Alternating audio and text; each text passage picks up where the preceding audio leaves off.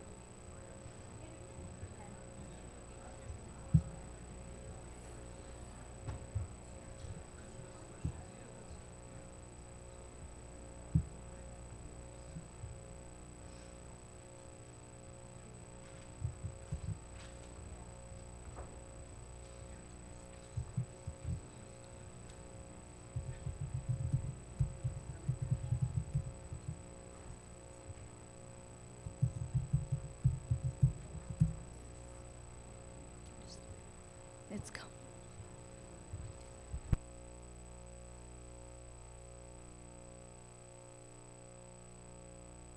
Bridget, before your presentation, I just want to go through a couple of things on the agenda quickly. Okay? You let me know when you're ready, though. You ready? Okay. Executive session, we had a grievance. It was denied on a vote of 5-2. No correspondence. Public comments on agenda items 6 and 11. There aren't any. We have a couple of people who want to speak. The superintendent is going to make a presentation, and then we have some people here that will answer questions, and then there's a couple of people who want to speak. They will, and then the school committee if someone has a question. Okay. I did. I said public comments on agenda items 6 to 11. We have them, two. Huh? We have two. Yeah, we have two, but they're probably going to wait till after the. I think your public comment should probably wait after the presentation. Okay, thank you. Go ahead.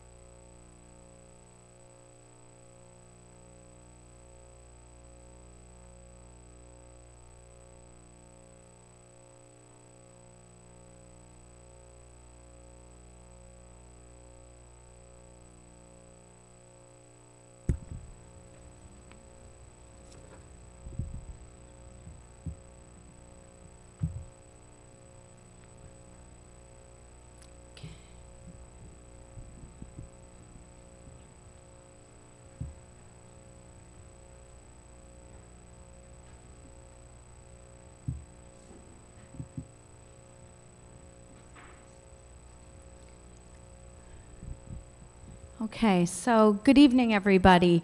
For those of you I may not have had an opportunity to meet yet, my name is Bridget Morriso. I'm the new superintendent here in North Providence, so it's nice to see so many faces here during the summer. I know that we're going to be covering some topics that are of great interest to parents and teachers, students, and community members. So I want to thank you for coming tonight. Thank you for giving us this opportunity to present the information that we have collected thus far. So I do have a few individuals here whom I would consider to be our experts in the field.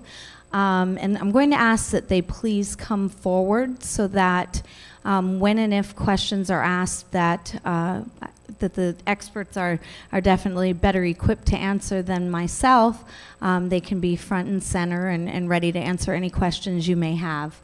Dr. Josephine Saltzman is here. There she is. Come on up, please. Dr. Saltzman is from Ocean State Analytics, conducts radon testing all through the state in many, many districts, many schools, has been an expert in her field for a number of years and has conducted testing here in North Providence. We have the executive director from the Rhode Island Department of Health, and Anna Noves is here with us to join us and answer any questions from the Department of Health. Thank you for coming.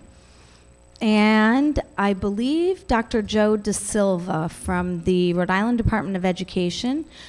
He is the director of the School Building Authority. If he is not here yet, I believe he is planning on joining us. So we welcome those individuals and thank them for coming to assist us in providing you with the information this evening. So to begin, we want to just kind of go over a timeline, a brief timeline that shows our progress to date and some of the activities that have taken place over a number of years in preparation for where we are now with our school facilities projects. So going back quite a few years, August 2014, in North Providence, a facilities committee had been gathered. And at that time, they had been doing a tremendous amount of research into the current conditions of all of the buildings, all of the school buildings in North Providence. And they then presented a master plan to the school committee for school construction. And in that master plan, prior to the master plan, there had been a lot of consideration given to the age of the buildings, condition of the buildings, locations. So there was a tremendous amount of thought that went into the planning around school construction. If we fast forward between August 2014 and November of 2016, at that time, question 8 on your ballots, that was approved overwhelmingly here in North Providence. And what that meant is that here we would have access to a $75 million bond for a school construction project, which not only included the construction of 2 new buildings, which had been decided prior, but also $16 million in health and safety upgrades in the remaining schools. So again, that was November of 2016. I think we have some mistakes on the dates, but January of 2016, that's actually supposed to say January of 2017. Stage 1 plan, which has to be submitted to the Rhode Island Department of Education. That plan was a more in-depth analysis of the existing conditions and also our educational programs. Once that was approved, we were given permission to go ahead and work on the Stage 2 plan, which is right up here where I sit, the black binder. A Stage 2 plan is well over 400 pages. And in that plan, we establish what that project exactly is going to look like. We look at every single building, all of the factors that go into the condition of those buildings. So that is what you see up here is that Stage 2 plan. So once that was approved, which it was, we moved forward through Stage 2 activities, and that's where we are right now. So at this point in time, as you probably already know, we're doing some work in the two buildings, Stephen Olney School and McGuire School, in preparation for the demolition that was planned some time ago. It certainly is not a recent decision to knock down the buildings and to rebuild. This has been a plan that's been in progress for quite some time. At the same time, we have crews working on preparing those buildings. We have a facilities committee that is very active, that continues to meet regularly with architects, with our general contractors, with the Rhode Island Department of Ed, because there's a constant scrutiny and assessment of our activities and our actions and our decisions that are being made. So quite frequently, we are at the Rhode Island Department of Education presenting any changes that we've made to any plans, and those changes are meant to improve as we learn more about space issues and options for 21st century learning environments. We are in the final stages of the designs of those buildings, and hopefully we will have approval from the Department of Ed pretty soon. So we wanted to share this timeline with you, simply to show you and demonstrate that this has been a project that has taken several years to get to the point where we are now, and it certainly was not a sudden decision based upon any recent news reports. So I think I touched on a little bit of this. Again, $75 million dedicated to the school construction. As you know, we're preparing for demolition of Stephen Olney and McGuire. We also, at the same time, are working on roof replacement, again, part of the master plan that was determined several years ago. Roof replacement at Wheelan Elementary and Ritchie, that's happening over the summer. The other piece is that at Wheelan, we are working on the gym floor, and in doing so, we are taking preventative measures, again, planned some time ago, to install what is considered to be a passive radon mitigation system that's part of that new gym floor. It's a preventative system, and I know Dr. Saltzman could probably provide more information about the system and how it works. But again, it's preventative at this point in the event that we ever do have a situation where we do have to address any levels of radon. We're going to continue with roof replacement at all of the other buildings, and we're continuing with HVAC and heating systems upgrades. And then we have crews working very, very hard to prepare our swing schools for the 2017-18 school year. So we have a lot going on right now that takes a tremendous amount of coordination. And again, we hope tonight we'll be able to prepare you with the provide you with the information that you need and you've asked for. So the question has, we get many, many phone calls at our office, and one of the questions that we've gotten repeatedly is what exactly is radon? We hear a lot about radon, but we're not really sure what it is.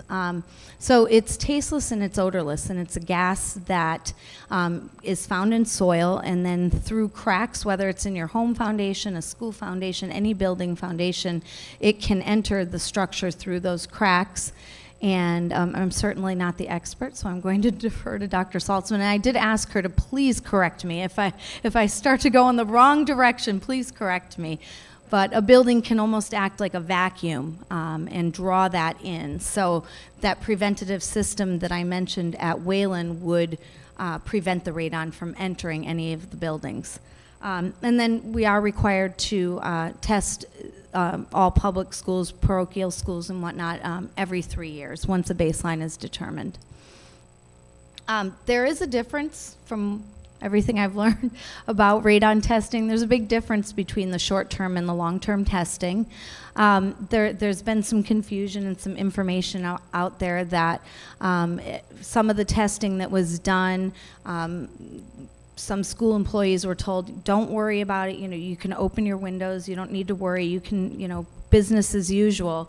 And I understand why on the surface that would cause some people to pause and say, wait, that's not what I understood about that type of testing.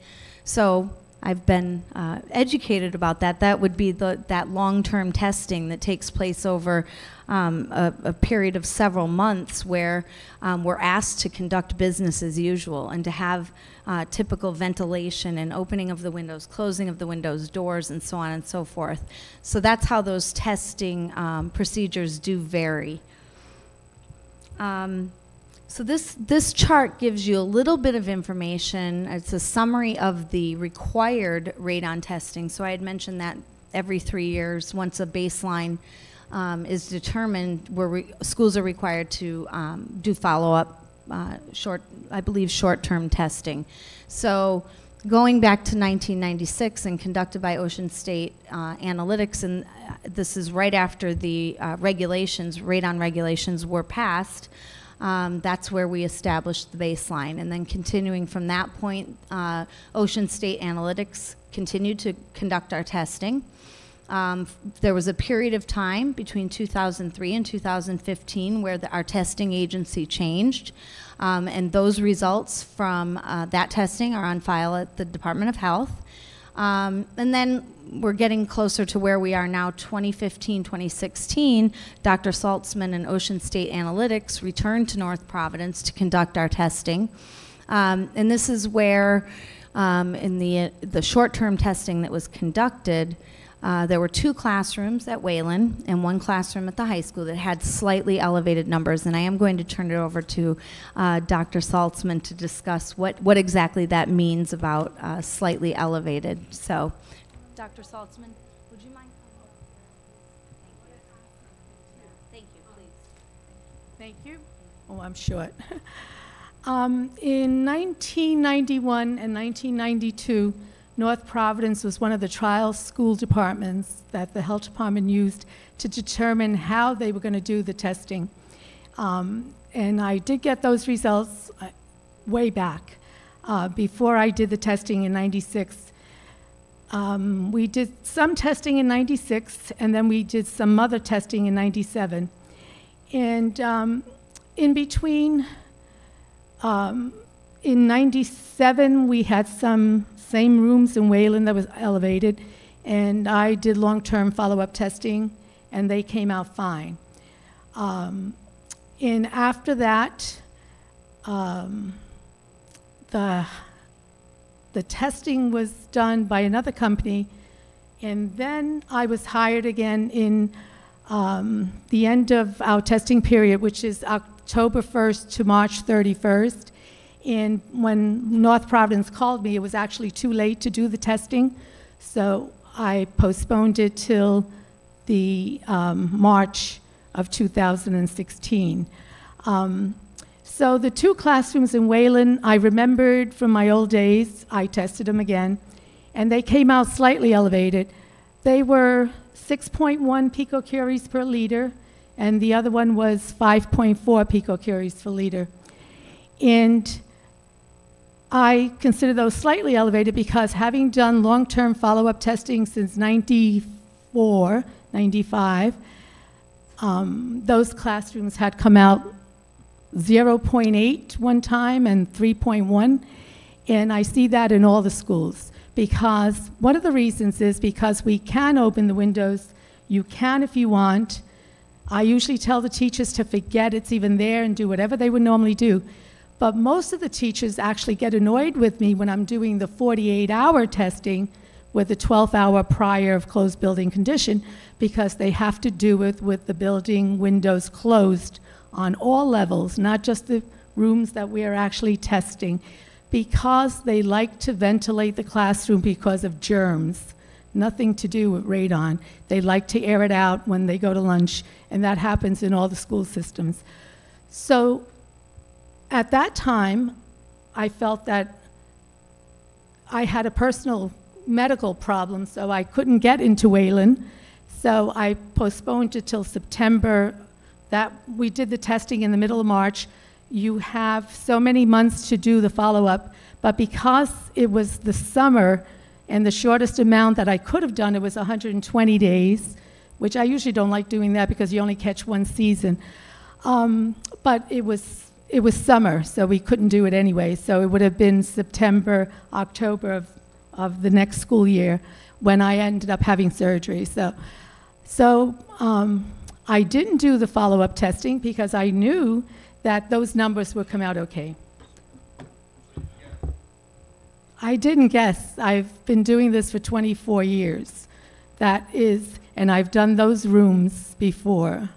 And the teachers... We're not from point nothing to 3.4 or actually what was it, 6.1 when I saw there rising. How can you say you know they're going to go down? Because one test is the short term that we do when the school's closed in cold weather. The long term is done from September to June. I usually do September to June, October to June, to get a whole year. So in the year is when the teachers are opening the windows. The 24-hour test where it was elevated, 6.1, and the other room was 5.4, that's done with everything closed. They cannot prop open doors. They only go in and out of doors, and the windows have to be closed in every single classroom, not just the ones that are being tested. We force, the way the law was written, a short-term radon test is a screening test. It's geared in the school, the way we do schools and public buildings, to catch high levels. So we know which ones are high. And once we know that they're 4.0 and above, we do a follow-up test, which is done with normal living conditions. And that's why I knew they were going to come out low. But, If there's a reason you have to retest, that can tell you that it could go up. When you're saying that you knew it was going to go down, then what's the point of doing a retest? because we're following the state law. It's mandatory that once it's 4.0 and above, you need to do a long test. I didn't think it was an immediate problem at the time to do it immediately, which we wouldn't have been able to do it immediately. We would have done it in September, which I was not able to do it. And I could actually note there's hardly anyone who does long-term testing. I do almost all of them because people don't want to have to keep track of long-term testing. So I couldn't get anybody to do it, and I couldn't do it myself. And finally, in January, when I was able, well, I decided I was well enough to go and do 6 months worth of school testing and municipal building testing. A lot of them which were never tested, I decided to do that and wait till September of this coming school year to do the Wayland and the high school one. And I said that to the school department. And I still believe that they will be below 4, because even without knowing that the facilities director had installed new heating and ventilation system in Wayland, I had already said that because they were so close to 4. On top of that, the summer after I did the testing in March, a new heating and ventilation system was installed, which feels like when you walk into Wayland that it's actually air conditioned. It works that well. So that will even make it even lower than what I expected, and I already expected it to be below 4 because of the conditions associated with the long-term testing.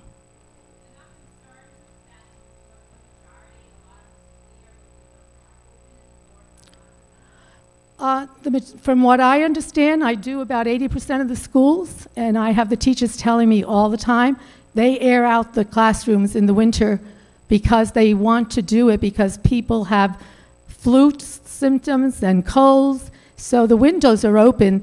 I have gotten to schools that I have scheduled to test, and the windows were all open, even in the dead of winter with the snow on the ground, and I had to reschedule them. So I've been told that for the last 20-something years, 23, 24 years. So people do ventilate their classrooms in the winter.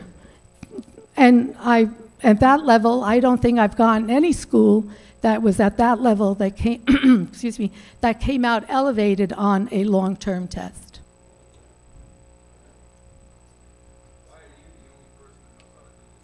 I'm not the only person who knows how to do it. I'm the only person willing to do them because you have to keep track of the long-term tests.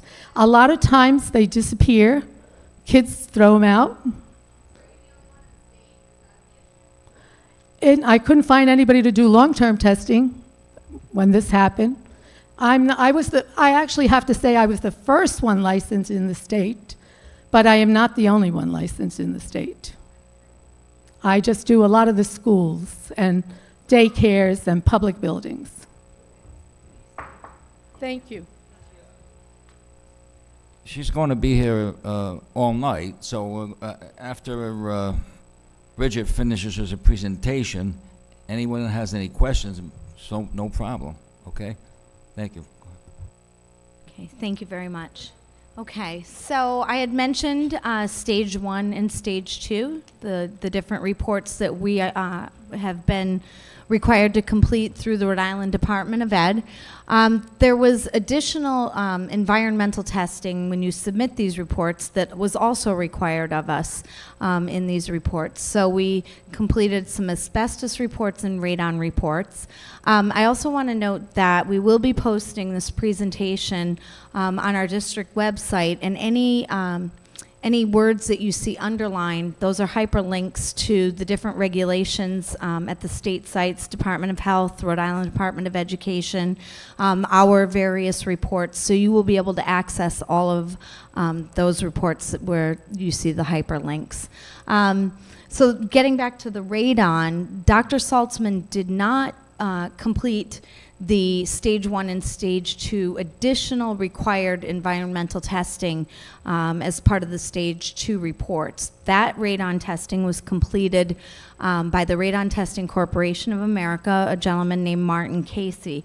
I think, again, this is where some of the confusion has come into play. So we've completed our radon testing according to the required schedule that is in place with regard to the every 3 years we must test. This was above and beyond and related specifically to Stephen Olney and McGuire due to the fact that those two schools are scheduled for demolition. The results you can see in the far right column. So at McGuire, all areas that were tested were within the EPA and Rhode Island Department of Health acceptable levels. And I think it bears noting that at Stephen Olney Elementary, it was reported that in 3 separate spots, and those spots were not identified, and I want to identify them for you, in 3 separate spots, the levels were above the EPA acceptable level. And so my question was probably the same as yours. Well, first of all, what were those spots? And second of all, how high were the levels? So it was then shared with us through an additional report that those 3 levels were taken in a very small crawl space in areas that are unoccupied, obviously not accessed by students, personnel, and whatnot. And those levels were taken just in May. So that gives you somewhat of an idea of where those were taken. And Dr. Saltzman, in a meeting today, shared with us the fact that it's almost unheard of for any of the radon testing to be taken, or the radon levels to be taken in a crawl space. We're trying to get measurements that are in areas that are occupied by our students and teachers and whatnot. So this was a very unusual place to test. However, if you think about the fact that this is a school that is about to undergo demolition, I'm sure that there's a good reason for taking that level in that space. So that's in the general contractor's hands at this point. Okay, so then we can talk a little bit, we're almost done, a little bit about some of the other environmental testing that's been done in our schools. And again, this is all information that's out there, and we just want to make sure that you have the right information. Back in March of 2016, there were air quality tests performed by Bliss, and we have the results on the far right. This was at Wayland. There was a follow-up test done on June 23rd, 2016, and again, it stated, the results stated that the mold spores that were, or particulate levels that were of concern were well within the expected safe levels. and that it was reasonable to conclude that the air quality was not a health threat. However, you can see that the second report from June 23rd is a little bit longer, and there were some recommendations made by Bliss. And those recommendations were that the air exchange system be evaluated and, if necessary, be replaced or repaired, that some of the heating coils and air ducts be cleaned, and any dust, dirt that might be present in the school be addressed. So just if you look at the bottom of this slide, at Wheelan, those actions were taken. We did exactly what the recommendations were given by Bliss. So there was an installation of an air exchange system. Those heating coils and ducts were cleaned, and in addition, additional cleaning that took place at the school. And above that, soiled ceiling tiles were changed. So above the actions taken at McGuire Elementary School, there was also some air quality tests that were performed. And again, the results were that the mold spores in the classroom were well within expected safe levels, and it was reasonable to conclude that the mold was not a health threat at McGuire. So again, these reports we can make them available, but this is a summary of the reports. If you have any questions, you can certainly address those after I'm done. The Rhode Island Department of Health, there's been some reports of the analyses that are currently being conducted, led by the Department of Health. And I'm sure, if I have any incorrect information, please don't hesitate to stop me. But we're in the process of providing the Rhode Island Department of Health with a list of former and current North Providence School Department educators. And from that point, they will take the information and the data that we provide to them and then match those names to their cancer registry database. Would you like to speak any more about, is that accurate as of now? Okay. And then what they plan to do is conduct an analysis to determine if the confirmed cases are within that expected range, and make some conclusions from that point. So there have been questions about, well, if we're concerned about the schools, which we just presented to you the data that we have with regard to testing. If we're concerned, why are we, first of all, why are we going to go ahead with demolition? And second of all, why are we in such a hurry to go ahead with demolition? So I hope that you can see that it hasn't been a hurried process at all. It actually started 3 years ago, and it's been part of the master plan. But in addition to that, from the various experts that we've spoken to, we have learned that preserving those buildings will not provide us with additional information that we don't already have with regard to the possibility of expected ranges, with any of the environmental conditions that we've actually conducted above and beyond what's required of the environmental testing. So there's one more slide. Is that okay? Do you want to go ahead and ask a question? Oh, okay. So this is the last slide, I promise. But I have to thank Joe DeSilva. So I had mentioned that we spend a lot of time at the Department of Ed because we have to go over our designs for the schools, and we need to meet certain requirements that the Department of Ed has to approve.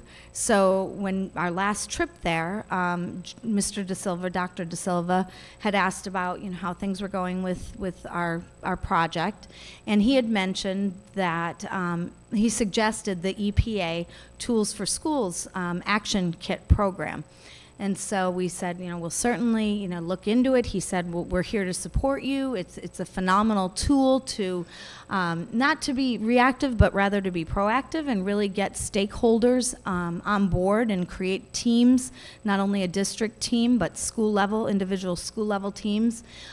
This is just a graphic that explains basically the gist of what that EPA Tools for Schools program really involves, but it involves different walkthroughs. It gives the teams different look-fors, what exactly we should be looking for, and who to involve rather, and then how to develop an action plan that is clearly communicated from those individual schools to the district level, to the town that needs to support us, to our state Department of Education, Rhode Island Department of Health, and so on.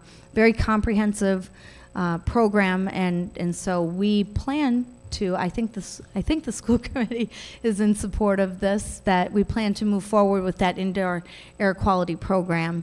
And again, just be proactive and address any situations, involve parents, involve our students, teachers, and address any situations or issues or concerns that might come up moving forward. So. Thank you very much. Thank you. Now I'm going to have, there's two people who signed up. First person, Ms. Lola, is she here? Yep, Donna Ms. Lola.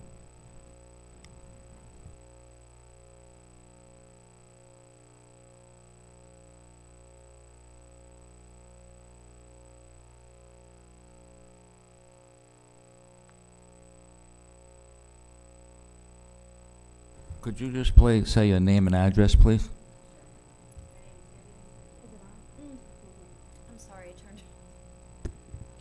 My name is Debbie Messalella. I live at 60 Hunters Run, North Providence, Rhode Island. I am a retired special education teacher. I taught at the Wayland School for 23 years. I retired in 2013. And in December of 2015, I was diagnosed with pancreatic cancer. I am currently a survivor of that disease, and so far, so good. Thank you.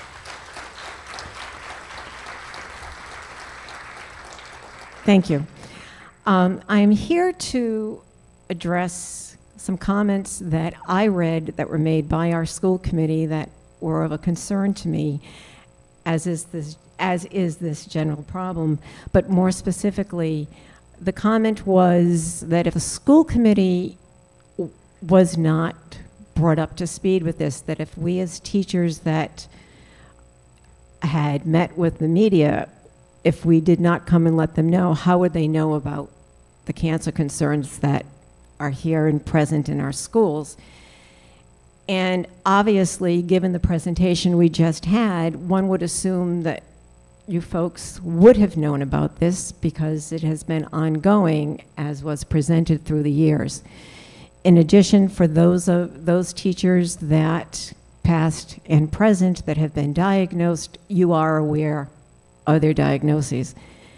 And I think that what we felt when we, and I personally, happened to have a chat with a fellow teacher that I hadn't spoken with in a while, and she was checking on me and seeing how I was doing, and we were talking, and I thought she was teaching, and she said no, and she went on to say how she had been diagnosed this past fall, and that did I know between the two buildings, McGuire and McGuire and Wayland, that there were 20 of us. That hit me like a brick wall. I thought it was just my unfortunate luck in life that this is what it is that I'm going to have to deal with. I never connected anyone else to what happened to me. And then as we spoke and got to talking, we felt that collectively as a group, we needed to bring attention to this matter. And for the school committee to say that we didn't go to you with this issue, one has to say, but yet you were aware of these issues for years, and that it was by our actions that we shed light on this. We've gotten the media attention, we have community attention, so that now I'm glad to see that there is a plan to go forward. It's unfortunate we didn't have one previously, but like everything else that we do here in the school system, to have something that is routinely addressed rather than wait for after the fact is the best way to approach it. So I just wanted to say that it wasn't a case of our not wanting to come to you. It was a case of, gee, one would assume that you would have known and you would have done this on your own, that we should not have had to have gone to media to bring this to the table and for the folks to be here to hear all that you are now going to be proactive with. Thank you.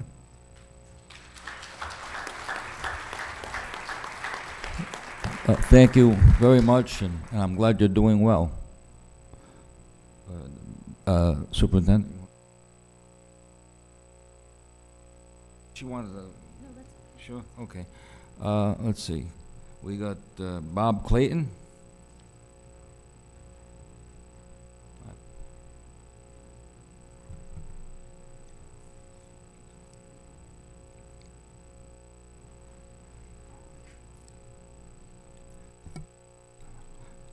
Bob, name and address, please. Sure. Hi, Bob Clayton, 38 Irving Street, North Providence. Forgive me if I bounce around a little bit. The information tonight was very helpful. Probably will keep it briefer than I probably expected to go.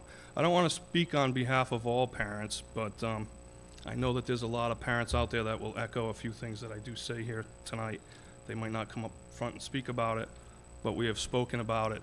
And the main reason I'm here tonight, and I really think that this could have been eliminated if we just follow a couple of basic common sense rules that the EPA lays out for us, okay? I mean, we're wasting, I don't want to say we're wasting our time here tonight, but based on what I've read, if we had communicated properly, we probably wouldn't be here tonight. The EPA lays out a lot of different rules. Be transparent and inclusive. Communicate to all stakeholders. Share results, mitigation plan, and follow-up. And we heard that tonight about the future. My concern is I have children in Wayland. One is now moving on to Birchwood. And in 2 of the classrooms that were tested, it was over the 4.0 level that the EPA arguably would consider needs action. Now, if you look up a couple of things on the website, the EPA says there is no acceptable level of radon. There's no acceptable level. Now, we all know there's radon out there. I couldn't buy my first house in the town when radon was over 4.0, and it was, until it was able to be mitigated with a $49 test from Home Depot. $49 mitigation plan that just includes putting something down there to fix it. They retested it, and I was able to purchase the house. Why this wasn't done at Wayland in those 2 rooms, that's the question, one of the questions that I do have tonight. But I also want to thank a few individuals. I got to tell you, to get all this information, the school committee, the new superintendent, I would imagine it took you a very long time to try and put this presentation together. Although the presentation was brief and very helpful, I'm going to guess it took you an awful long time to put this together, because as a concerned parent on a vacation week who had time to make some phone calls and follow up, was almost impossible to go to a certain person or people to get these results. Now, I know they say they're posted somewhere. I did a lot of research. I made a lot of phone calls, and there were some people that pointed me in a few different directions to help. But even then, I kind of got some of this. So, you know, I did reach out to Mr. Cataldi on the school committee. He was very helpful in pointing me to the superintendent's office. I want to thank the superintendent for the information you shared here, and then also, I don't think she's here tonight. If she is, want to thank Norma Jean, who I think is in your office. Thank you, Norma Jean, for your communication and follow up on this. Very, very helpful. You know, again, and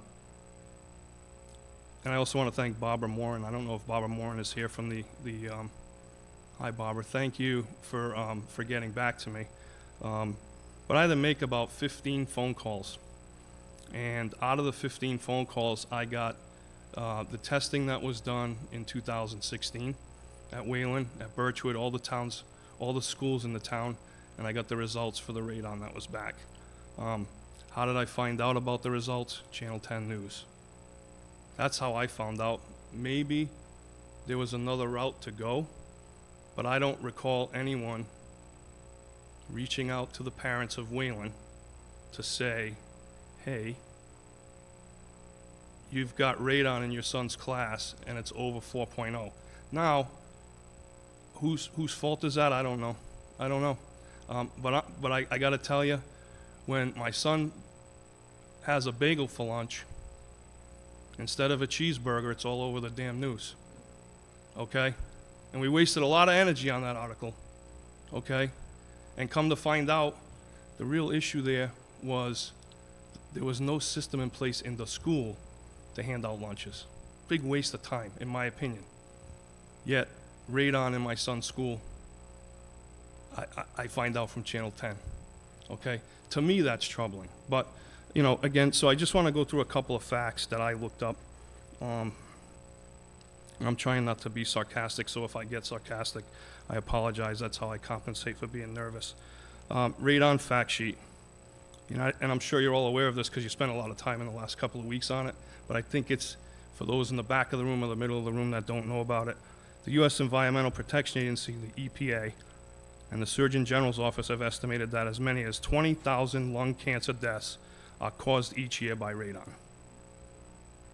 The second leading cause of lung cancer. Radon is the second leading cause of lung cancer, only behind smoking. So I'm trying to put that in perspective. And by the way, children are 10 times more susceptible to getting lung cancer from radon because their lungs are not fully developed. So I just trying to put that in perspective to understand that if someone were to tell me, and if it's my fault for not knowing, then I'm wasting my time here. But if someone were to say, hey, Bob, in Robbie's class, you've got, and I'm going to quote somebody here, slightly elevated radon results, slightly elevated. If I blow a .07 on Mineral Spring Avenue, I'm not drunk. I blow a 1.4, which is the percentage increase over 4 on Mineral Spring Avenue, I'm not slightly drunk, I'm drunk. And I'm a harm to everybody out there, and I'm a harm to myself if I'm driving slightly over .08, okay? But 1.4 is not slightly over .08. So if someone had said, Bob, Robbie's class is slightly elevated to 6.1 PCI Gs or whatever they are, and I apologize for not knowing the scientific term, I don't know if I would send my son to school the next day. Yeah. Mm-hmm.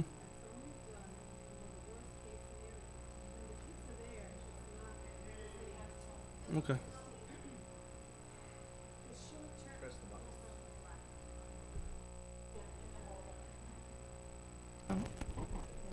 The short-term test that we do, that's the 6.1, is done to make it artificially high. That's not what they're exposed to for the rest of the year. How do I know that? How do I take your word for it? Well, yes, because that's how long-term testing is done versus short-term testing. So we, as the law was written, and actually, as I said, North Providence was one of the trial schools that the health department, they volunteered to be a trial school in 91 and 92 to determine how we were going to get these screening tests done, what time of the year, and then we would look at higher levels.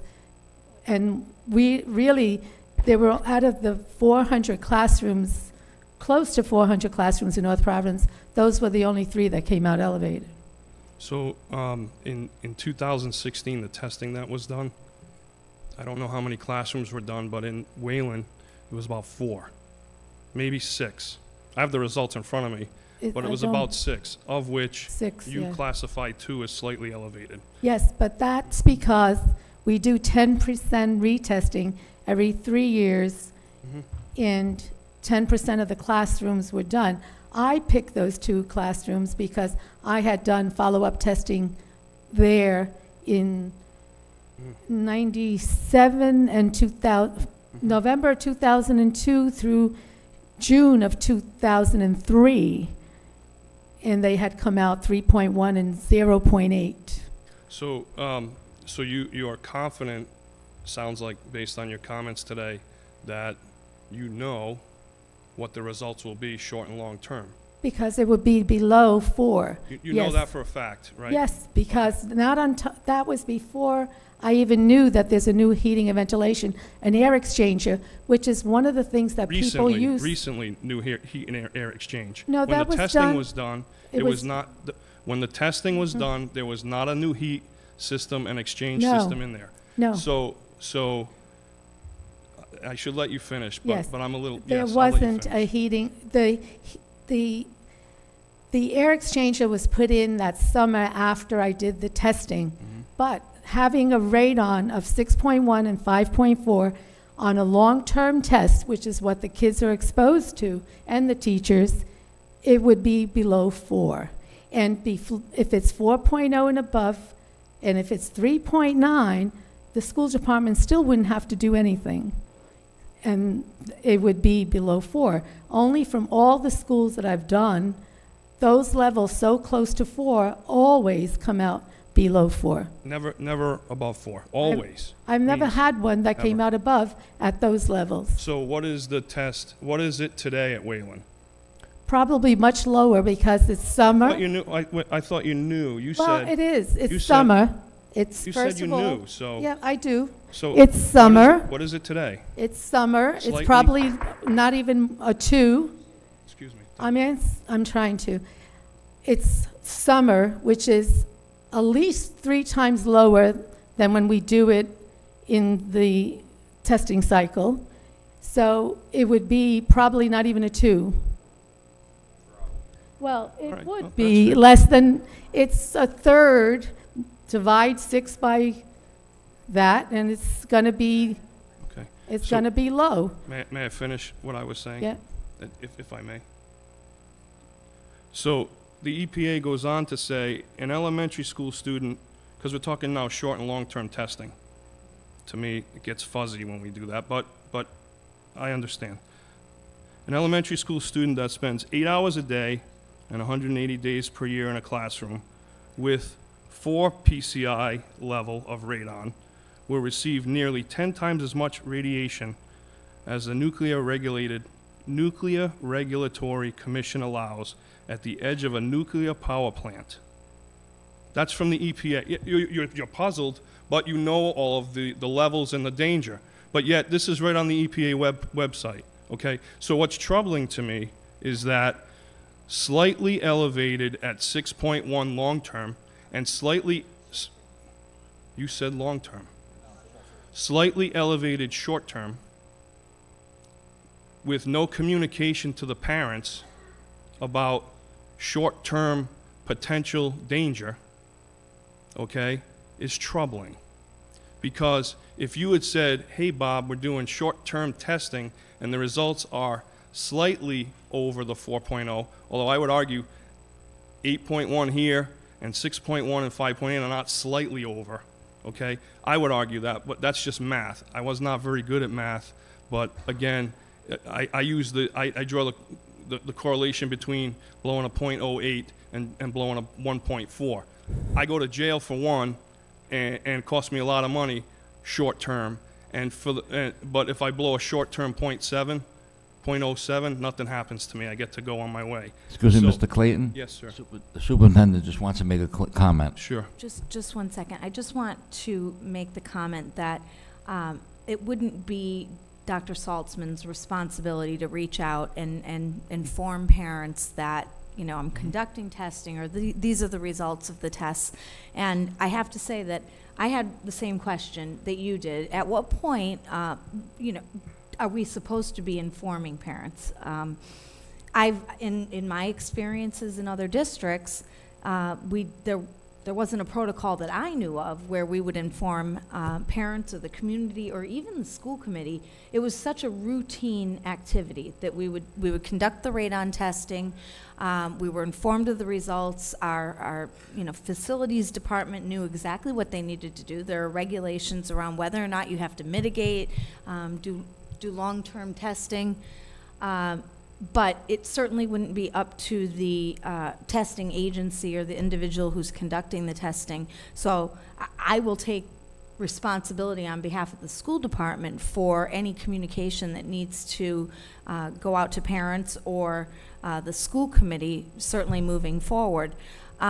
I also did inquire at the Department of Health. I said, am I missing something here? I don't see, I can't find a regulation anywhere. Is there a protocol for informing? And I learned at that point that there isn't a protocol in place. There isn't a regulation. I'm not saying that we shouldn't communicate, but there's nothing stating you need to communicate with parents at this point in time after short-term testing, long-term, whatever it might be.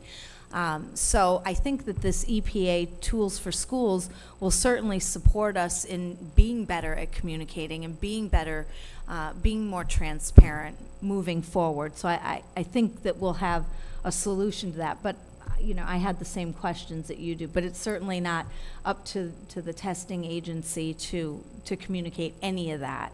We would never want them to. I appreciate you taking the bullet for someone else, but it's still troubling to know that I get communication. I got an email the other day from the principal at Birchwood just reminding me about Robbie's summer project that's due and how it's going to impact his testing. But I think I speak on behalf of most parents here that nobody mentions this, and yet it's the second. So radon either is a big deal or it's not. Everything I've read about it, it's a big deal. Anthony. Right? It's a big deal. Second leading cause of lung cancer. Yet, number one among kids, because kids don't smoke. So, to me, I'm just trying to understand, do I send my kid to school? Do I, long-term, short-term? And I'm not blaming you, by the way, you're just reiterating the results. I do have an issue with you believing that the test will be all right. When you do a test, it's either positive or negative. It's either good or bad. I understand you have life experience, and I respect that in anyone, but my grandfather told me a long time ago, if you tie your shoes incorrectly, Bob, the first time, and you keep tying them that way, it's still wrong. So if you're doing your job correctly and you want to build on life experience, then I would say you're right. But I'm not your supervisor, and I don't know whether or not the short-term test was done correctly or not. So I'm not blaming anybody here. I just want to understand, who do we, again, Mr. Chairman, can I interject? Because I talk about. I was going to have school committee comments in a few minutes, but if you want to say something now. I think it just helped the situation Go right ahead, along. go ahead. Regarding the communications issue, because I think there isn't a person on this committee that wouldn't agree with me that we were never informed through any facilities manager that there were issues or the results of any testing, whether the levels were high, low, when testing was done. There hasn't been a monthly facilities manager here before us in years. So I just wanted to speak on behalf of the communications part, because I think if the committee was aware of a need to communicate something to you as a parent, that would have been done. Okay, thank you. I'm not. So can I ask a couple questions? You mentioned that there's in August of 2014, there's a facilities committee that gathered. Who is on the facilities committee? Anthony, may I?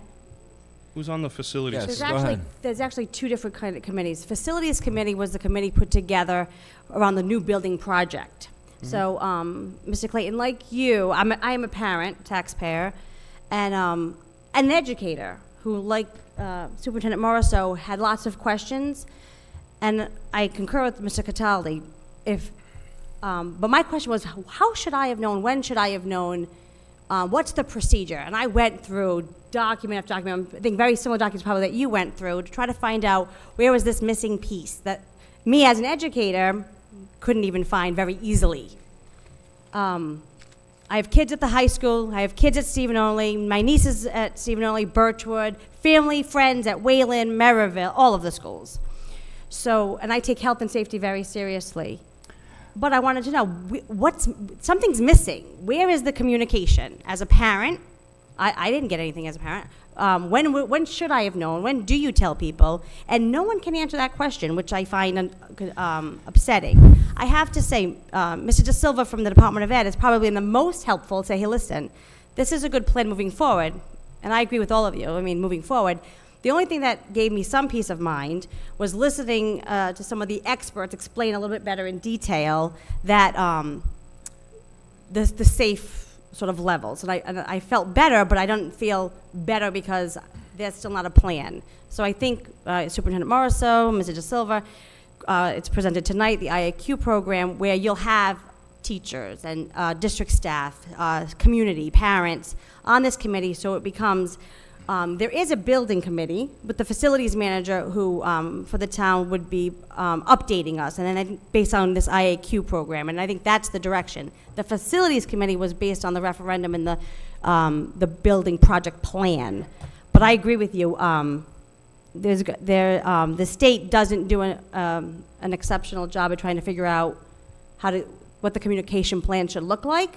So hopefully in North Providence we can make sure we move forward, but I think Dr. Saltzman and a lot of the experts for at least sharing with us the difference between short-term, long-term. I've become somewhat of an expert, I think, after a couple of weeks of doing a lot of reading, but as a parent, I think I saw it on the Channel 10 News, and I'm thinking to myself, I'm on the school committee, and I'm trying to figure out what's going on, and I hear it on the Channel 10 News. So we went digging for the tests that don't live in our central office, and apparently DOH doesn't keep them on file, so we're learning lots of information. So communication across the state, hopefully we can help them get better as too, but I agree, there's just work to do, period. Thank you. So may I follow up, sir? Yeah, I just, we have someone from the Department of Health. Do you want to say something? Do you mind if she says something? I don't mind at all. Okay. Executive Director of the Department. Thank you. So thank you for having us here, and thank you for sharing your concerns. At the Department of Health, when we hear concerns about cancer, like anybody else, we do pay attention, and we do try to address, and we try to investigate, and we try to find more. So that's our purpose here today. I want you to know that, and everyone else here today, that we came to hear, we came to listen, and hopefully have some answers, and when we do not have those answers, that we will have the appropriate staff and investment to look for them and to bring you back those answers. What I wanted to address specifically also is the issue of communication that you are all talking about, as indeed that is not a requirement in our current state regulations for any communication back as it relates to results. We have it in many other instances. We have it in lead poisoning. We do not have it for radon, but I'm hearing you, and we are in the process of reviewing our regulations, in fact, as we speak, and I am for sure going to make the recommendation that we do include a communication for parents as a requirement when we have abnormal results. So thank you for sharing that. Thank you for finding it. And I think it's important to just continue to work together and to try to find the right answers. Thank you. I was happy to see tools for schools. Thank you. That's appropriate and that's great. Thank you very much. You summarized that very well. I don't think anyone wants unsafe schools. And I guess my question to Dr. Saltzman is a very simple one. Currently, would you say our schools are safe? She doesn't know. She doesn't do the test. She's guessing. Let us say something. Like she did. She already did. She said, no, she assumes. She thinks. She's going on this. I don't know if you said you assumed. I think. It even said any kind of radon test, it's the #2 killer of lung cancer. It is. Telling us we don't have. No, wait a minute. We gotta stay organized here. Go ahead. I think that's pretty organized. No, she's got to comment. Let her comment, will you? Go ahead. Yes, I think radon is really one of the #1 killers, with 21,000 people in the United States dying from lung cancer. And we talk about long-term exposure at high levels. We say that there is no threshold, but radon's not good at any level. And I am one of the first people to say that, because the reason I was the first one licensed was because of my own home, which was 26.8 on a short-term test and 17-something on a long-term test. So, and we lived there for 14 and a half years. So our lung cancer risk at even at 10 picocuries for 20 years is much higher than people who don't live in a house with radon. So I do not minimize the risk with radon. I think we need more information, but I wanted to stress that that is a short-term test. So what we're really exposed to is not those numbers. And there's a big seasonal variation with radon, and there's a big variation with having windows open and doors open than having testing done when we do short-term testing. There is no question in my mind that those numbers are less than 4. They're probably not even 3 or 2, since I did test those rooms, and they were 0.8 on a long term and 3.1. That was years ago. You did that on the long term. Excuse me? Specifically picked these 2 classrooms, so you knew there was something wrong with them. Yes, because I haven't Sorry, can I tested just, the schools. there's public watching on the television, so anybody who speaks does need a microphone, so we're more than happy to hear you speak, but then you'd have to wait till after Mr. Clayton, because we need everybody who's watching to be able to hear. Thank you. Would you like me to just ask my follow-up now, or we can? So, I did a lot of research, and I was unable to find a test that said short or long-term on it. What I'd like to know is where can I find the long-term results? Because it seems as if the long-term results are where we're putting our faith in. Yet, I don't want my kid exposed at all. I gotta be honest with you. And so the short-term testing, I understand you put something on the floor, the windows are closed, it's a 24-hour thing, and it's gonna come up 48, well, on the test that I got from the Department of Health, it was only done for 24 hours in each class. But again, maybe I'm reading it incorrectly, but it looks like it's done from midnight till almost 11 o'clock the next morning. But I have it right here, so you can review it after if you like. I got it from the Department of Health. But I gotta say that to get this information, like I say, I knew my son had a bagel for lunch instead of a cheeseburger, okay? And yet I'm not. I hear that we're not supposed to communicate this out to the parents, but this school department Wayland does a really good job of communicating with the parents.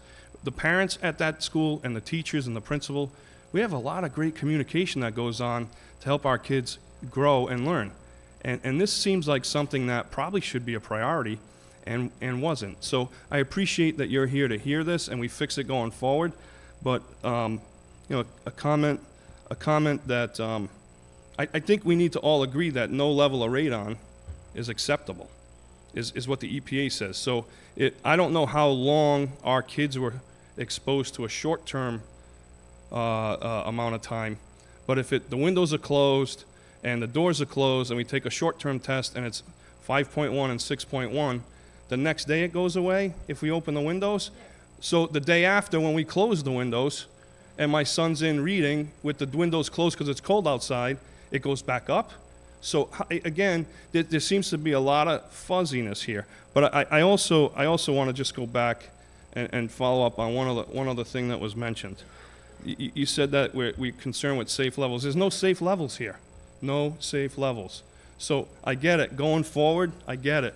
We're going to fix the communication. But none of you here can guarantee me that my son who spent 6 years at Wayland, if he gets, God forbid, something happens to his health, none of you can, you're all going to say it if it, God forbid it happens. Didn't happen because of Wayland, didn't happen here. You don't know that. So are you going to guarantee me that because it was only short-term testing, if my son gets ill and God forbid comes down with this disease, that it doesn't have anything to do with Wayland? You can't do that. You can't. So I know he has a bagel. He's not going to, it's not a long-term health risk. Long-term health risk, leading cause of death among kids, 10 times more susceptible, and I don't know about it. As a parent, that's troubling. That's very troubling. And I'm not going to point the finger at anybody as to say who I think should communicate with me, but somewhere, somebody has the testing that's done, and nobody here last week could have got me the test results that I asked for? Nobody. Right here, nobody. It took Mr. Cataldi probably, I don't know how long he spent on it, but I also spent some time on it, and then the new superintendent and Norma Jean got some information, but then ultimately I had to go to the Board of Health. So these guys here are supposed to be in charge of safety at the school, and their number one priority is supposed to be safety and well-being of the kids and the teachers and the faculty so that they can learn, and they don't even have... Excuse me, sir. Did you contact anybody else on the school committee? Yes, I did. I contacted Gina Picard, Okay, and I all didn't right. hear back. So, Hear back from well, you. I'm sure the rest of us never got contacted by you. And I'm sure anyone on the school committee that was contacted by you would have done their best to try to find out everything they could for you. What I'm saying is I contacted Mr. Cataldi, and he did his best. He went to the superintendent, and he got the information. I also reached out to Gina. Gina said she'd call me back, but her husband called me back. Okay, okay. That's what you say, but I checked my phone before I walked in here, and no, I didn't call you, sir. I'm telling you that I reached out to a member of the school committee, and he was helpful. And I left you a voicemail Okay. back to return my call because I missed your call. Okay. Well, anyway, Okay, anyway, I have one other question, and then I'm done, because it seems like we're ready to just move forward here, and I appreciate, again, you taking the bullet for a prior job, but with all due respect, it's not your responsibility. It may be your responsibility going forward to help with communication, but in my opinion, it's atrocious what happened prior to you, and I don't know who to blame. And again, I'm about moving forward, but in the newspaper. In the newspaper, it says, Mr.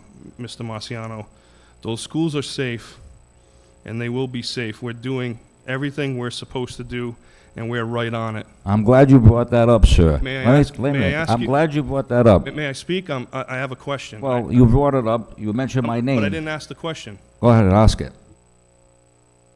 Who did you mean? Who did you mean when you said we're doing everything we're supposed to do and we're right on it? Who did you mean when you said that? The people who are involved with the facilities in North Providence, maintenance of the schools, and everyone else who helps us in that endeavor. That's what I meant, okay? And I checked with the superintendent or whoever else, someone else, and basically what was said to me is our schools are safe, we're progressing, we're doing all we can to make sure. We've spent more money on safety for the schools than any other school district in the state. And yet, short term, in my son's classroom last year, it's over the limit, and we don't know about it. My only issue is, Listen, I love kids. Don't. I'm not blaming you, sir. Jesus. I'm not blaming you, sir. When I'm stating the facts. Short term, well, I know long term is longer than short term, and short term is what, for one day? 48 hours. Okay. I don't Okay. I don't think anyone wants to place children in a dangerous situation. Sure, I never accused anybody of placing anyone in That's- danger. that's- I'm not accusing anyone. What I'm simply saying is, as a parent, you mentioned that we wouldn't give out someone mentioned we wouldn't give out the test results in that case, because it's not important, and it's not something we would disclose to the parents. Why? Why wouldn't you? I know my son had a bagel for lunch. It was all over Channel 10, made a big issue out of it, but yet I don't know when there's something harmful in my son's school. So again, I'm not accusing of anybody putting anybody in harm's way. I'm simply here to say it's frustrating, and maybe I went on too long. I do apologize. I have a sense to ramble. No, But no, it's it is okay. disheartening that I have to come. This could have all been avoided if we just all communicated and all were open with everything that's out there for safety. It's almost as if this result was a secret and we didn't want to let it out. Communication is very important. I agree with you. And I believe that there are many times where we have an opportunity to improve the communication, and we continue to use the reset button to say let's move forward instead of talking about accountability. So again, I thank you for your time. I appreciate what you do on the school committee. Thank you. But I am troubled that the communication and my son was put at risk, in my opinion. Some argue it isn't, but according to the EPA, my son was put at risk, and none of you have an answer except we're going to move forward. So I appreciate your time tonight, and I thank you for Thank what you. you've done. Thank you.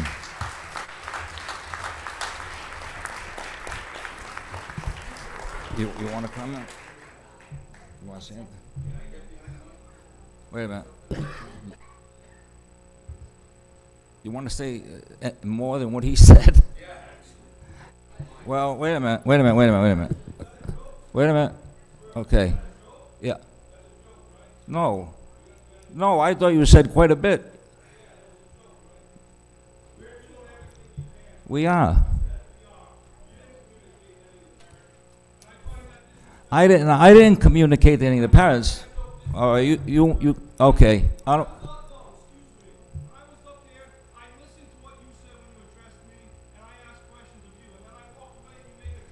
No, it's not a joke. No, it isn't a joke. Why is that a joke? Because I think you said quite a bit. What was wrong with that? Well, I wouldn't, don't feel that way. Okay. All right, does anyone object to this man speaking here? Okay, go ahead.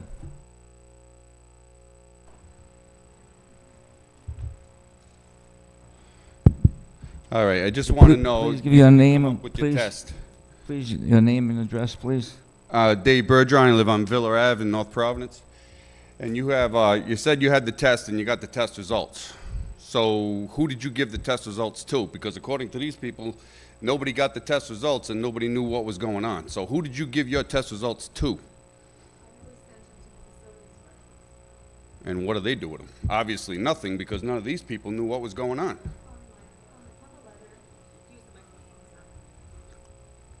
They sent the report to the health department.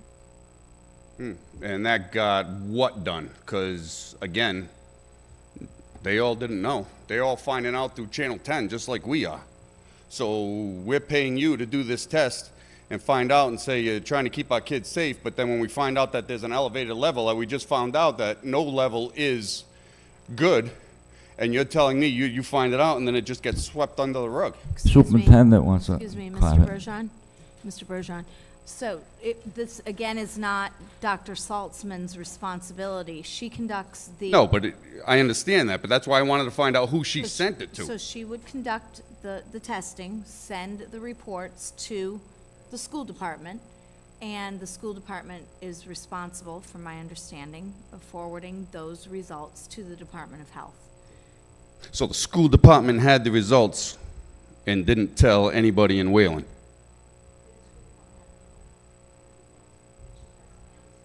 The one where they found the 6.1 and the 5.8.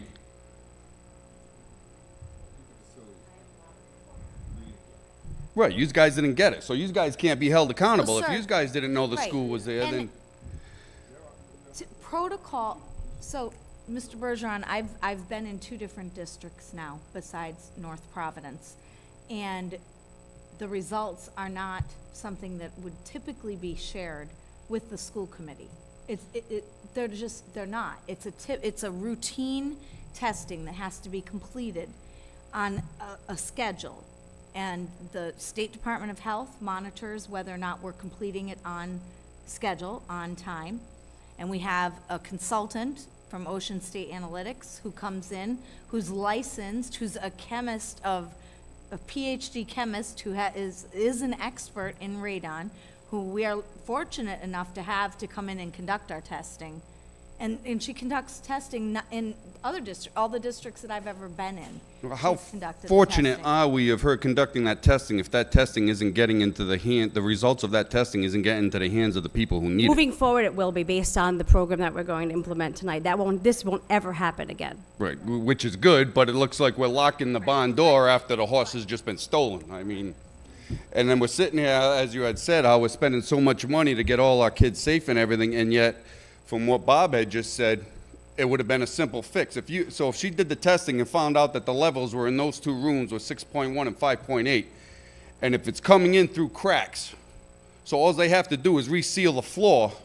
Tell me, why isn't the floor resealed? If that was a $300, $400 fix. Why wasn't that done? Especially after 20 teachers in this system have walked away with cancer. And we find these levels in our schools, and no, that's a short-term test. We don't have to worry about it. That makes absolutely no sense whatsoever. You got 20 teachers that are dying of cancer right now because of something going on, and nobody's digging in to find out what the hell's going on. And then you're not telling anybody what's going on. If I may, your statement you just made is factually incorrect, okay? That 20 teachers are not dying from radon exposure. I did not. I said they're dying of cancer. Okay, you don't know where it came from. But you're making a sound that we had a fiduciary duty to tell you about some radon testing, and this would have saved 20 people's lives. No. Don't put words in my mouth. I did not that's the say way you're making it sound. No, that's not what I said. What I said is that you have a case where 20 teachers are getting sick with cancer, and you're not trying to find out what the hell's going on. And then when you did find something going on, that's why we're here. You didn't even fix it. We're here tonight trying to do that for everyone's sake. We have authorities here who are trying to teach us all what we need to know about radon and what we need to know about what's going on in our schools. That's why these people are here. Now. That's why this. Correct. If we had known about this earlier, we would have done it earlier. You did And know. per, You did the per testing HIPAA, earlier we when we would, found we would out. not have the information of who has cancer. This school committee, that would be an it's individual against in the HR. law. Oh, Right, it would be against the law exactly. for us to even know that information unless a teacher disclosed it to us. Right, but you got to know that, I mean, when you start seeing a certain amount of people are starting going out and, let's say, talking to friends and whatnot, people are going to start to find out, wait a minute, that's 3 teachers, that's 4 teachers now in this school, that's 5 teachers now in this school that have cancer. It's got to raise some kind of question. And again, with the radon, when you get it and nobody's getting the information out, she's putting a report in. She's doing her job, you're putting your report in. You should have retested. With the other thing going on where you said you hurt yourself in that, I mean, you being the only person doing it, that's ridiculous. Any business you go to, if only one person knows a job, that business is going out of business.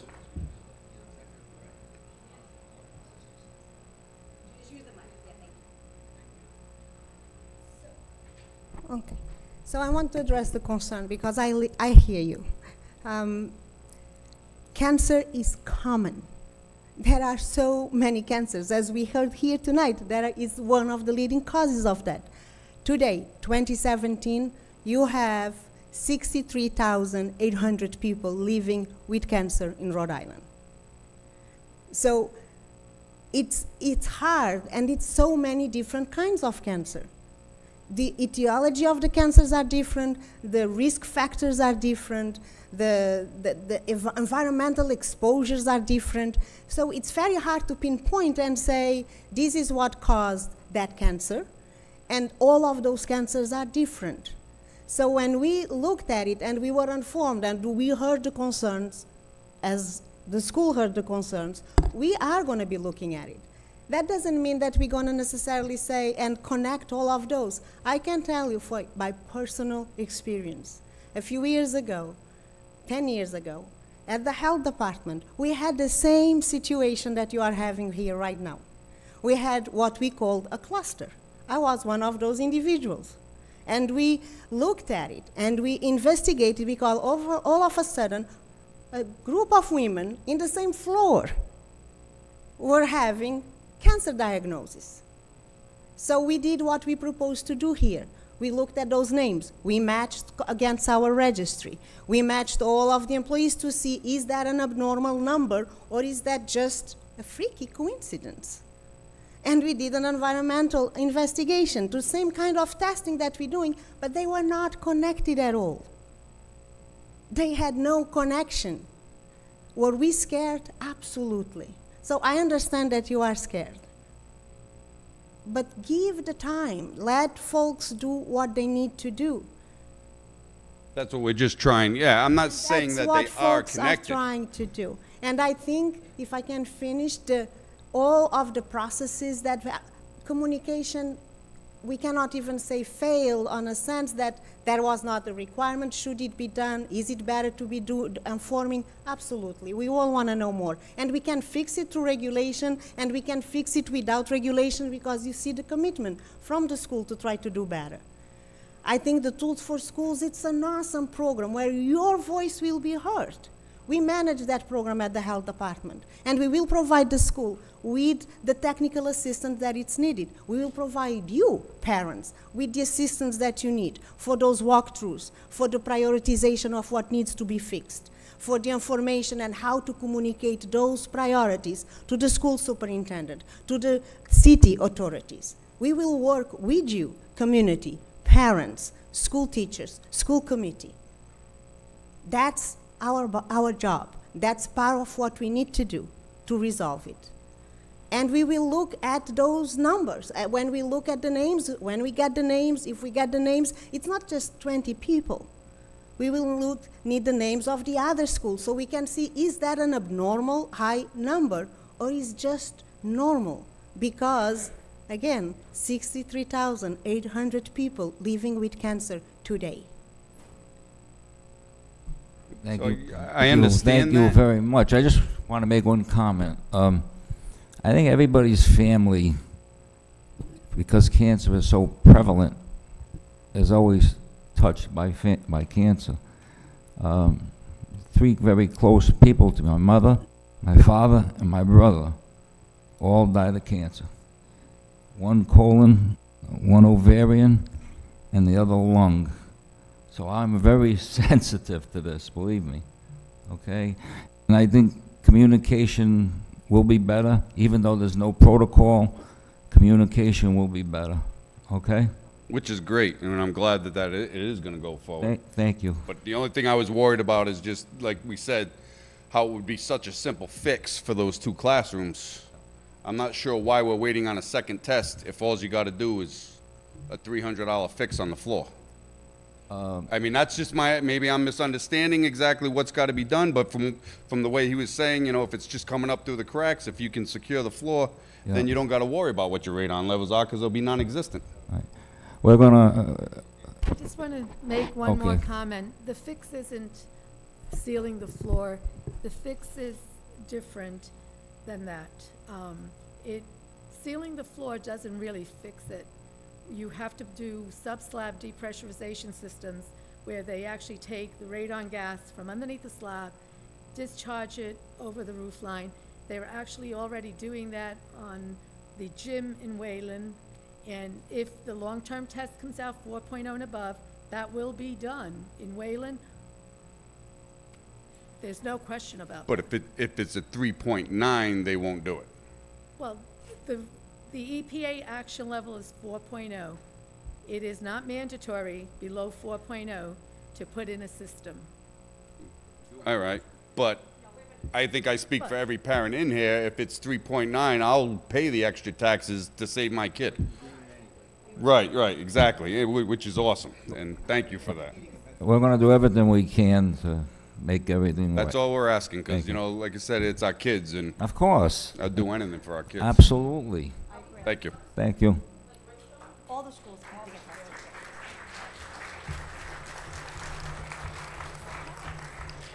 Yes, ma'am? Can you just come up and ask the Right question? up to the microphone, thank you. There's a video camera that people can watch at home, so if they can't use the mic, then no one hears.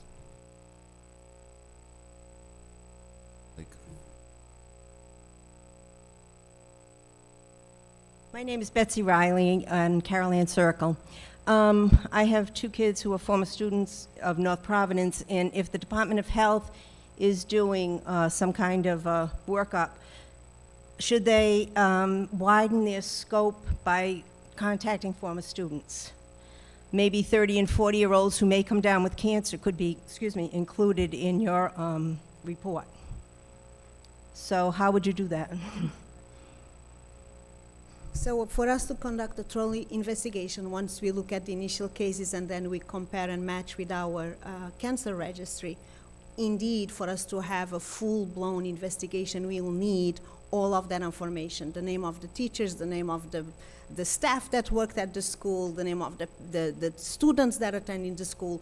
You need to look at it so we can match against the registry. That's why it's not an easy process. That is a stepwise process. We first look at the known cases that are being presented. Once we have those names, and we can look at those cases to determine if there's any link even possible between those, or if they are all different.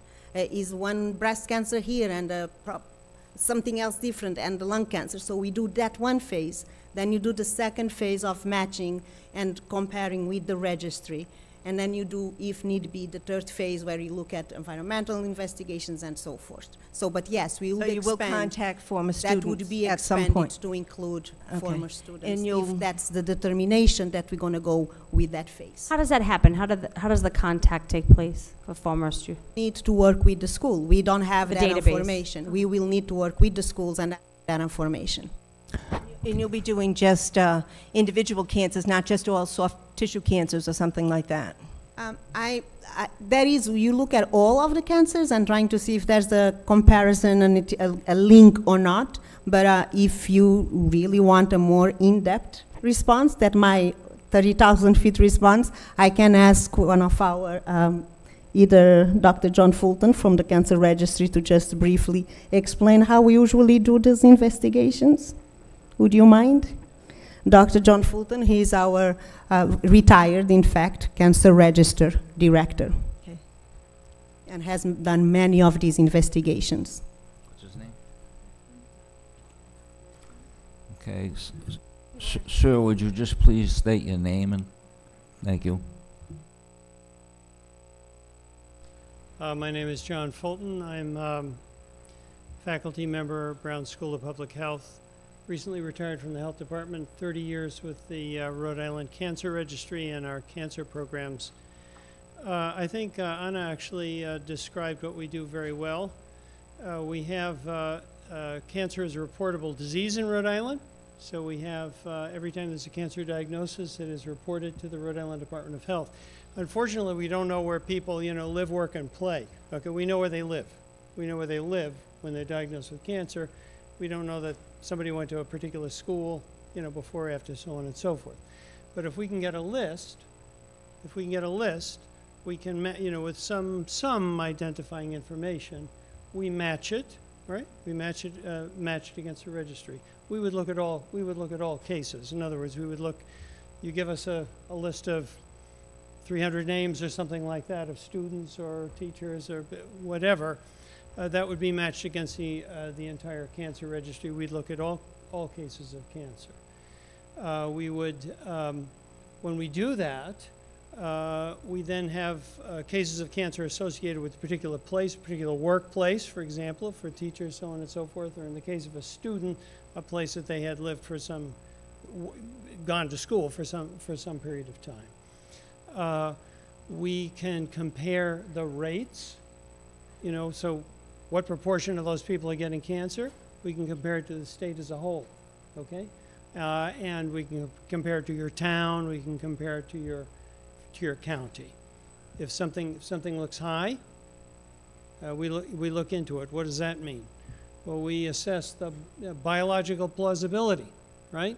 So in other words, if we have a cancer that's caused by a particular substance or something like this, we would say, gosh, is that substance here or is it someplace else? Was this a place of exposure or not? So it is, as Anna says, it's a stepwise process. What we need first is the lists. We've got all the cases of cancer. We just need to associate them with places. Okay? I hope that's it. Thank you very much. Thank you. Thank you. Oh, someone has a question. Yes. Yes. Yes. Yes, it is, because we have an interstate data sharing agreement. We've had it for 30 years with Massachusetts. I don't know if the patient is aware of that. Let me say this. Most patients are not aware of any of that. Okay? In other words, most people are not aware of what diseases are reportable to the health department. Sorry about that, but they understand that measles is and so on and so forth. but cancer very much, and for 30-plus years, has been reportable to the Rhode Island Department of Health. Yes, yeah, that's right. Thank you. Thank you very much, sir. Sure.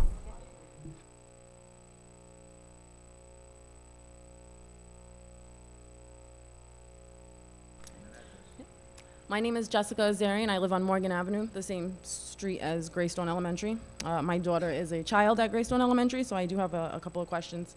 I'm kind of going to go off topic of Whalen, obviously, and McGuire. I noticed that in the presentation you mentioned that the HVAC and heating systems were going to be upgraded. Was that going to be at all of the schools? Yeah. The reason I ask is because, for instance, McGuire is being torn down, and yet Greystone Elementary, the gym has no fan, no windows. The students are very hot and sweaty, but yet McGuire has fans and windows, and yet that's being torn down. So I just wanted to know what updates were going to be done at my daughter's school specifically. Yeah, please. Mr. McNamee, can you expand upon that, please?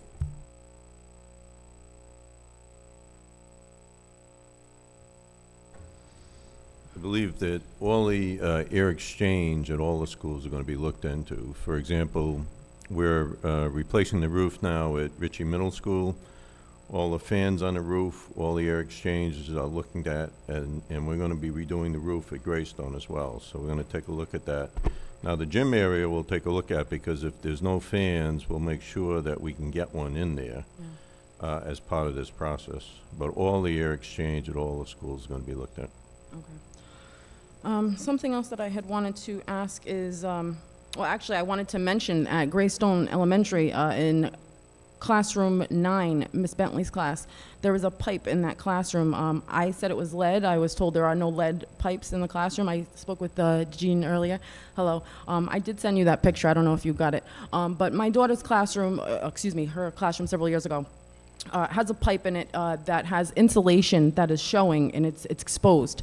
My daughter was forced to sit in front of that pipe as a part of a punishment for over a month, and that insulation is still exposed in the classroom. So, you know, not only is my daughter exposed, all the other students were exposed, as well as the teacher was exposed prior and after. I sent the pictures in to Jean. I wanted to know, you know, what testing will be done in regards to that pipe, the insulation, and what will I hear the results? Will any of the parents hear the results if there are negative tests come back in regards to that? Excuse me, I missed something. What were they exposed to? I'm sorry. The insulation, which is toxic. Oh, Insulation okay. is toxic. Okay. She was forced to sit in front of it for over a month as part of a punishment, directly facing it. So I want to bring that to light, because I would like that to be tested, and I want to know how and when will I find out the results of that. Okay. So I would be happy to talk to you about that. I'm not aware of any of those situations. And certainly if there is a pipe exposed or insulation exposed, it will be something that we evaluate right away. Yes, So. I have the pictures of what it looks like now, okay, and it is still exposed. And yeah, thank you. And the last thing is just going back to the testing with the radon. If they're professionals, I want to know, why would they even test in a crawl space? Shouldn't they know already that they need to be testing in a living area?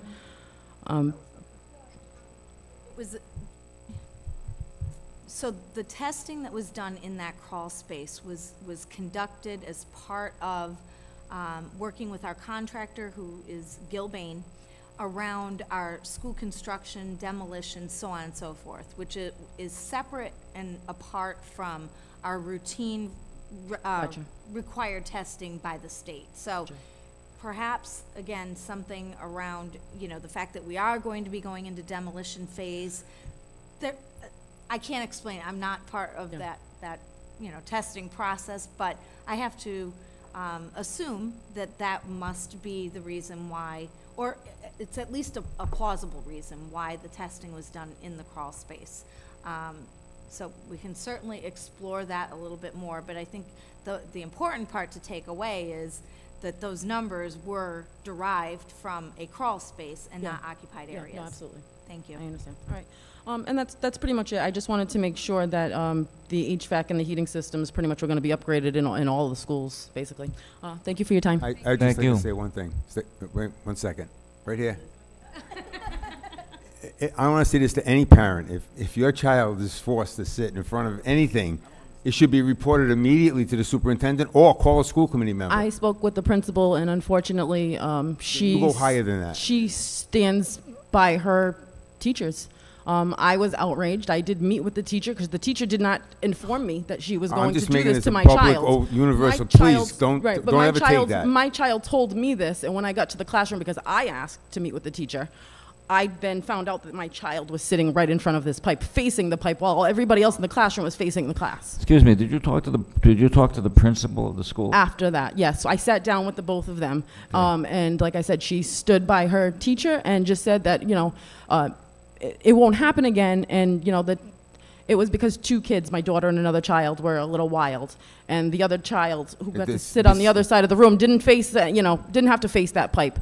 And I just thought, she should have came to me first before she decided upon herself that was the punishment. You're And 100% I needed right. to bring And this. in the future, again, going forward, Yeah. anything like that, you have to bring it to somebody's attention. Well, I will. She asked the janitor, who is not an abatement specialist, and he said it was okay. So Well, that's not acceptable. That's not a good, that's not acceptable. We'll work on this. Thank you.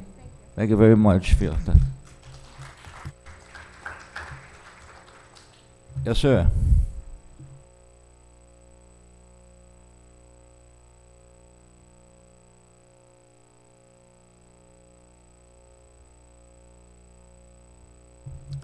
Sir, would you just identify yourself Sure. and where My you name's live? John Kulik. I live on Alexander Street. Oh, thank you. Sorry. I'm not good at public speaking. Okay. So I, once again, okay, sorry about that. Yep. Testing. With the new sub-schools, I have my daughter starting kindergarten. How is the radon in the schools? And is that a short-term test or a long-term test? And can you just answer any questions about the safety of the school, anywhere from the ventilation, the water system, fire codes? Is everything up to date? I know there was a article in the newspaper. Again, it could be one-sided, but can you just give us some education on that? Because my babysitter's running out. Thank you. And again, Mr. McNamee, feel Thank free you. to chime in if any of the information I may be a little bit off. But from everything I've gathered, both of the swing schools, so St. Pat's and Caliph, we have updated reports on the environmental testing, all environmental testing, the asbestos reports, the radon reports, the air quality reports, and so on and so forth. So we have those on file, on hand. I can tell you just from touring the schools that the schools are really shaping up nicely. One of the schools is a little bit further along in terms of the renovations that have been done, and they're in excellent shape, excellent condition. They really are presenting beautifully. So I'm pleased with the progress that they're making, and I have no doubt that the teams that are in place will definitely have the schools ready to open, and you will see schools that are clean, schools that are safe, schools that are up to code on all of their testing. So I think that's a great question. I'm glad you brought that up. And for moving forward, we will absorb the two swing schools into our regular testing schedule. So they will continue to be tested just as the other schools, the current schools in North Providence. Does that help? Okay, thank you. Okay. Yes. You have to, I'm sorry. Yes. You have to be able to hear We can't hear you.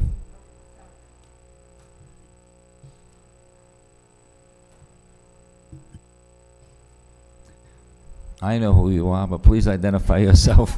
Thank you.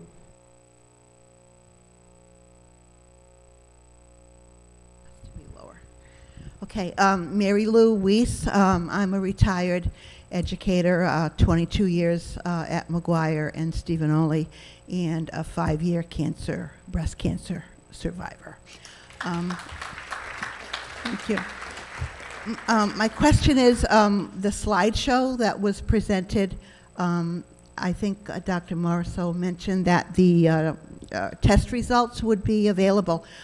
Can you tell us the names of the tests, where we can get them, and is there a cost involved? There's no cost involved at all. In fact, when you access the slide report on the district website, okay, when you click on that, the slide report will pop up. And then anything that has the underlined with the blue color, there's a hyperlink there. So if you click on that, just hover your mouse right over that. Okay. If you click on any of those, it will take you to that report. Okay.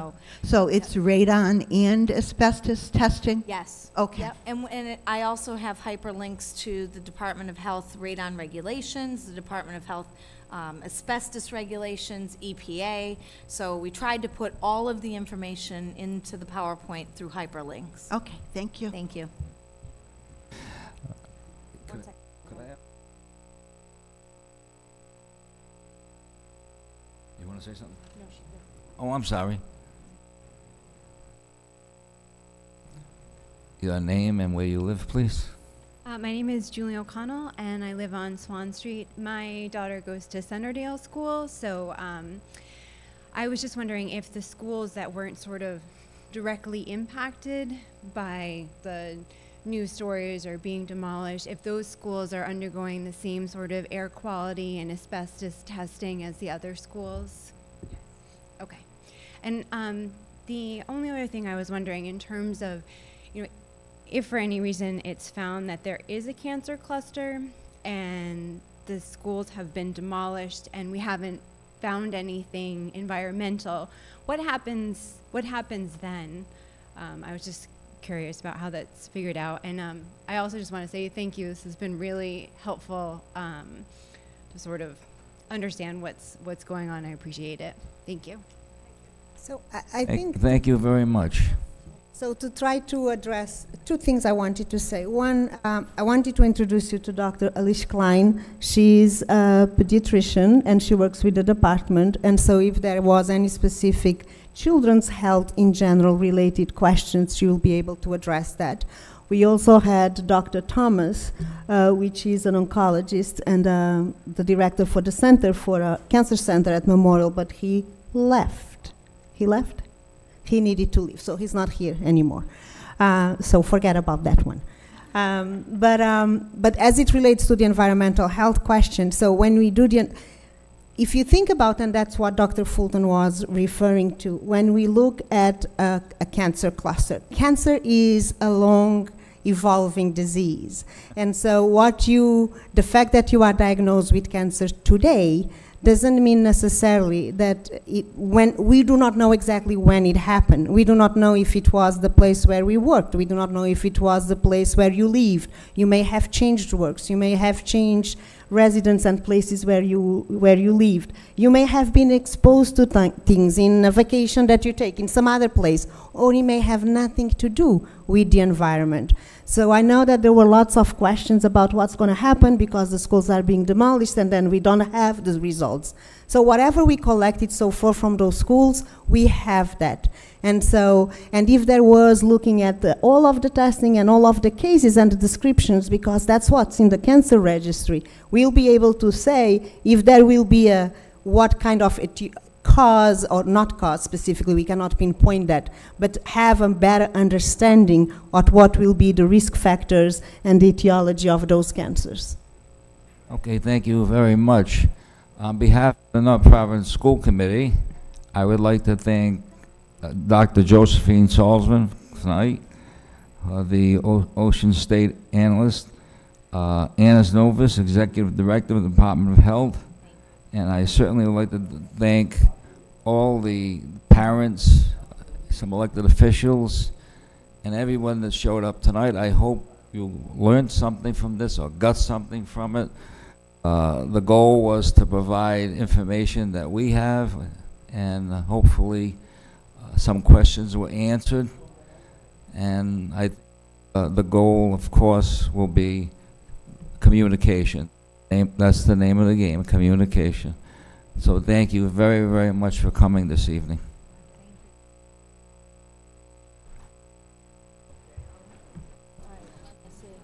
Sure. Superintendent's report? Yes. Or no? Go ahead. Is now the right time? I would like to also thank everybody for coming tonight. I appreciate your time and you know, willing to listen to everything that we want to work toward and communicating with all of you. So I appreciate your time and appreciate you being here.